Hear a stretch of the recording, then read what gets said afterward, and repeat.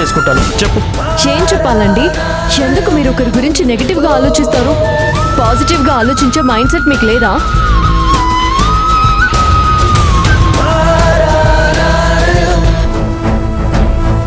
లక్ష్మి, లక్ష్మి, లక్ష్మి, నువ్వు ఇలా నడుచుకుంటూ వెళ్తుంటే చూడడానికి చాలా బాధగా ఉంది.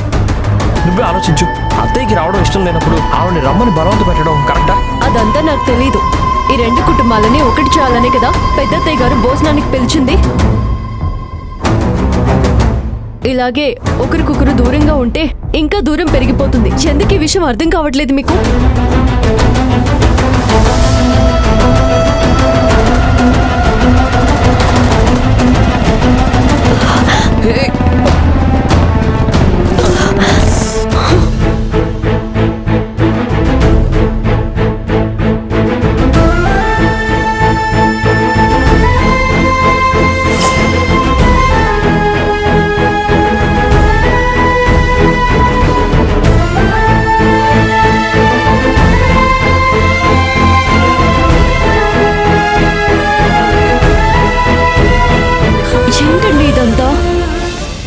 భార్యకి ఏ లోటు రాకుండా చూసుకోవాలంటే ఇలాంటి కష్టాలు తప్పవు మరి. సరే ముందు పద, బండి. లేదు, నేను ఎక్కడికి రాను. అయ్యో లక్ష్మి, నేను చెప్పేది అర్థం చేసుకో. ఇదిగో నా షర్ట్ కూడా పాడైపోయింది. త్వరగా ఇంటికి వెళ్ళాలి, పద.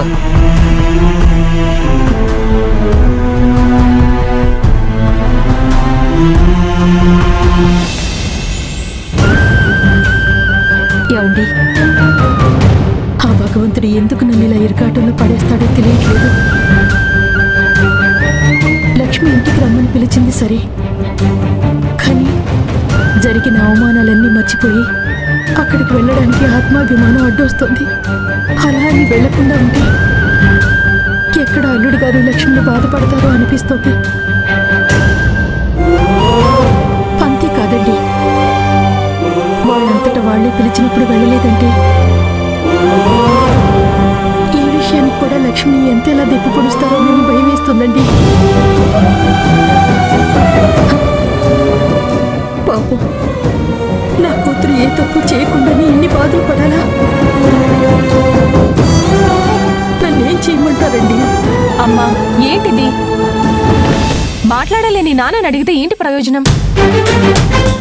ఇప్పుడు ఏం చేయాలో నువ్వే డిసైడ్ అవ్వాలమ్మా. ఇంత జరిగినా వాళ్ళంతటా వాళ్ళే పిలిచినప్పుడు వెళ్ళకపోతే వాళ్ళని అవమానించినట్టు అవుతుందమ్మా.